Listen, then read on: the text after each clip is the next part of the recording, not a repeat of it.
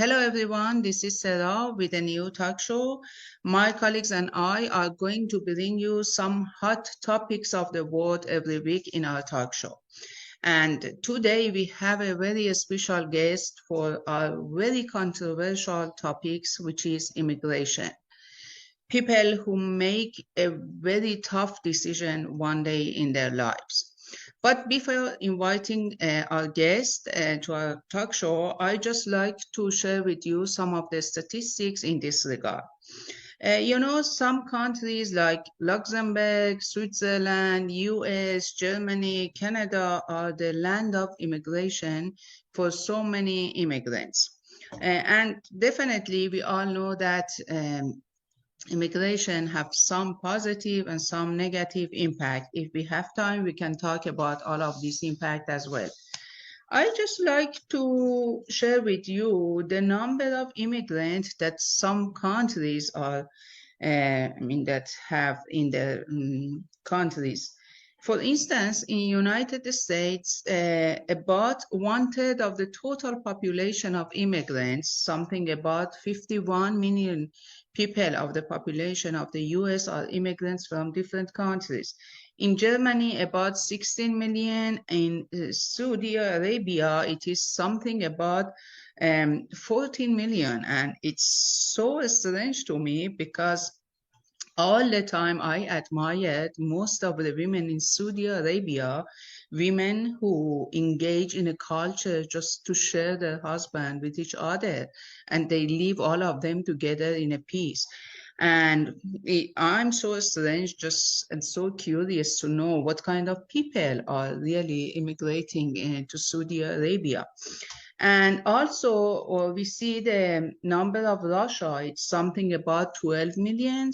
And UK is 9 million, Emirates something about 9 million, France 8 million, Canada 8 million, Australia, and the last one is Spain, that both of them are between 7 to 8 million. But as you know, so many people are just immigrating for a better life. And I believe that the most powerful asset of each country is their people, especially the talented one. And we are facing with some issue nowadays by the name of brain drain, that all of the talented people are just, running away from that country and they are immigrating to different countries. I just like to share with you the highest ranking of brain drain.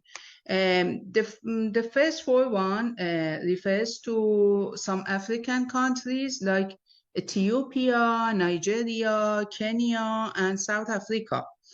And the fifth rank refers to my country, which is Iran. And Iran is one of the most richest and wealthy country, and I think that that's really a disaster that such a country is facing with so many brain drain. And I've heard in one of the articles in one of the social media that recently, after all of these protests and demonstration, among each 10%, 9% is thinking about immigration. Now, I just want to invite our special guests to talk about these topics. Thank you. Okay, our guest join us, Dr. Manesh Aziz. I'm so happy to meet you here, Dr. Aziz. Dr. Manesh is one of the most reputable psychologists, not only in Iran, in some part of the world, some other part of the world, and he has the PhD of health psychologist. Welcome to our talk show, dear doctor. Thanks for inviting me to your program, and that's good to see you after a while, and I'm so happy about that. Thank you so much. Dr. Aziz, as you know, our topic is regarding immigration. My first question is that what's the main reason of immigration? Why do people immigrate? The reasons behind immigration, I think, are so different from a culture to another. For example, in some Spanish countries, some people are escaping from some issues regarding security and safety, as you may know. For example, in China, there is a restrict law against there is a restrict law over how many children you should have. And in Iran, for example, many people immigrate for seizing new opportunities in terms of scientific endeavors or having freedom. I see. Doctor, you mentioned about Iran, and we both come from a very rich and wealthy country with an old culture and civilization. And nowadays, I'm really have a very bad feeling regarding all of these demonstrations and protests. And you know that Iran has the highest rank in brain drain. I'm one of the that immigrants. Of course, I cannot say that I just come from Iran. I just came from Iran because of some social issues. Telling the truth, I just come because of my daughter and a better future. And I think that when we cannot see a good future, most of my friends and I just know so many people just coming from Iran because of the future of their children. I just want to know your opinion regarding brain drain. Okay. First of all, I'm so sorry about the people we have lost in recent events in Iran right now. And that's so shocking and painful. About the brain drain, I think if I want to talk about brain drain in an open way, in an open-minded way, I think it doesn't matter like before when we are prone to have globalization around the world.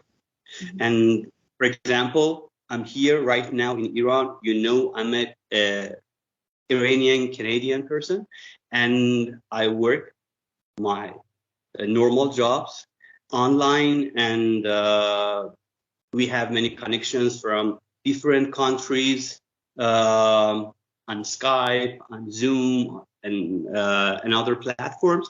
And I think today, talking about brain drain doesn't matter as before.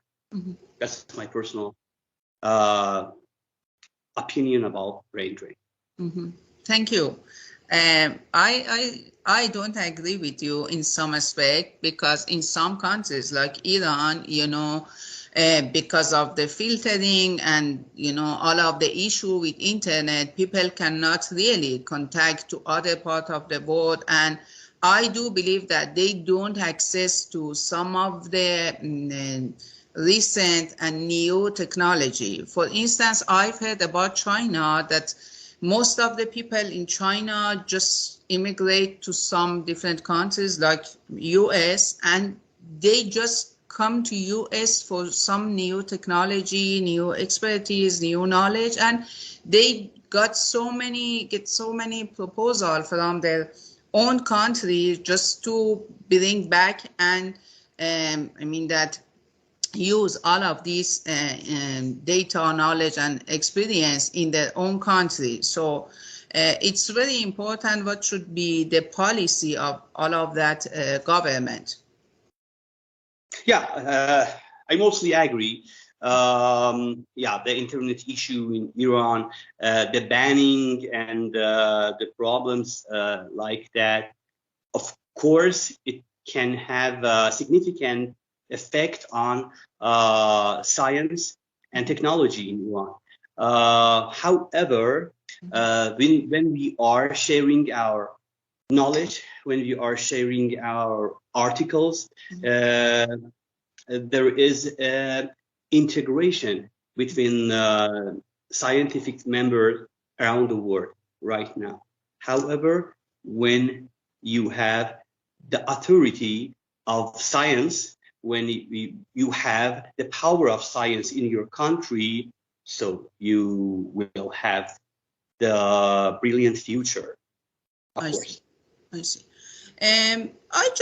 I know that you had so many different clients that may be faced with some depression and so many issues after immigration. I really like to know what kind of challenges most of the immigrants face with.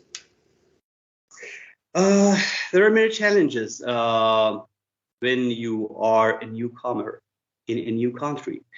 For example, xenophobia. Xenophobia is a term in social psychology and cross-cultural psychology. There is a kind of prejudice toward newcomers, especially the newcomers that they are prone to have their cultural heritage, for example, appearance, the way of wearing, and etc.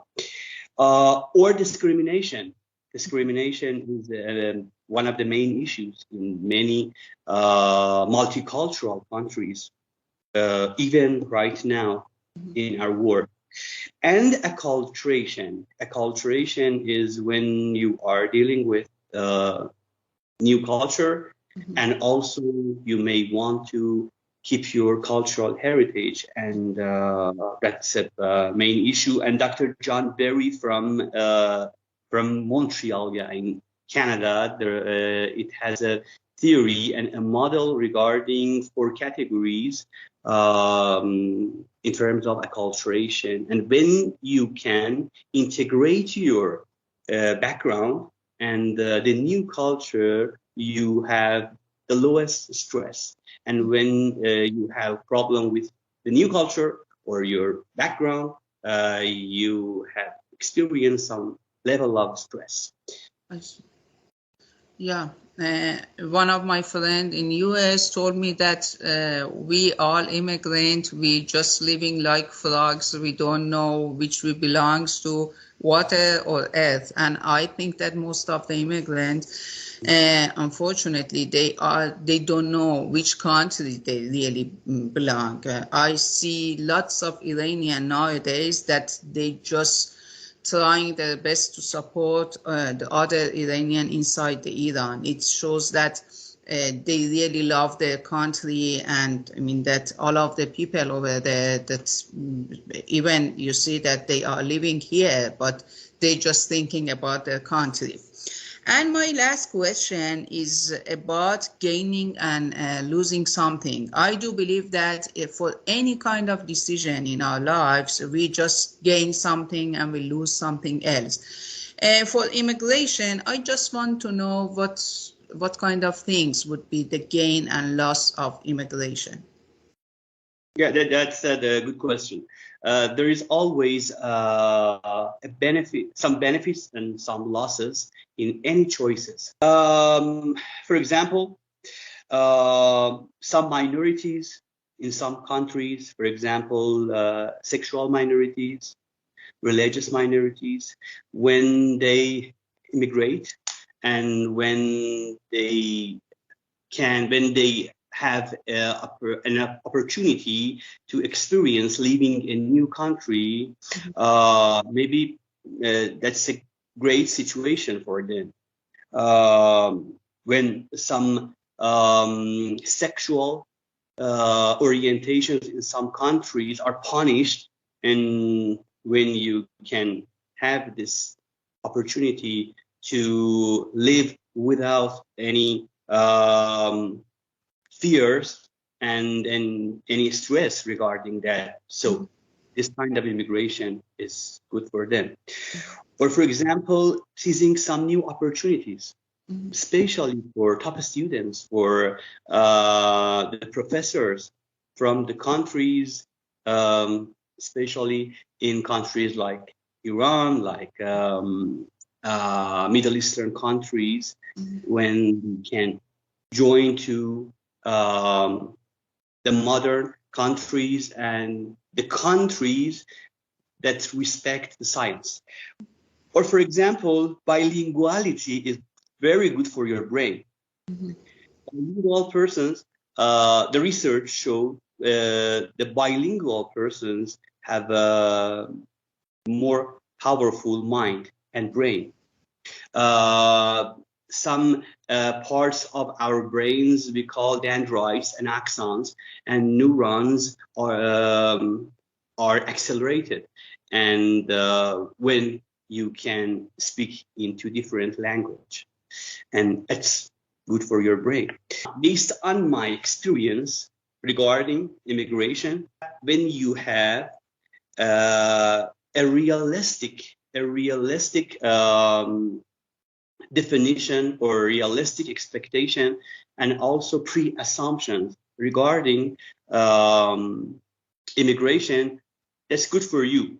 You can deal with the problems and obstacles in the new countries.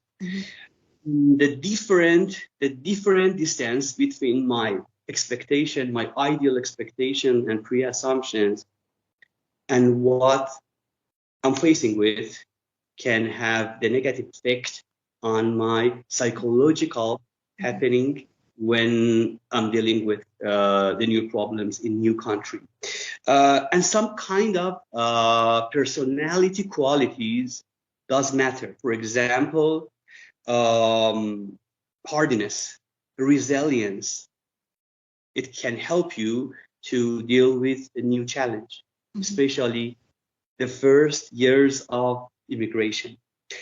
However, there are some obstacles and some costs. For example, language barriers, social identity, losing social support, your friendship, techno stress. It's a kind of a stress when you are from a country that the technology doesn't matter like modern countries. Dealing with new norms, new rituals,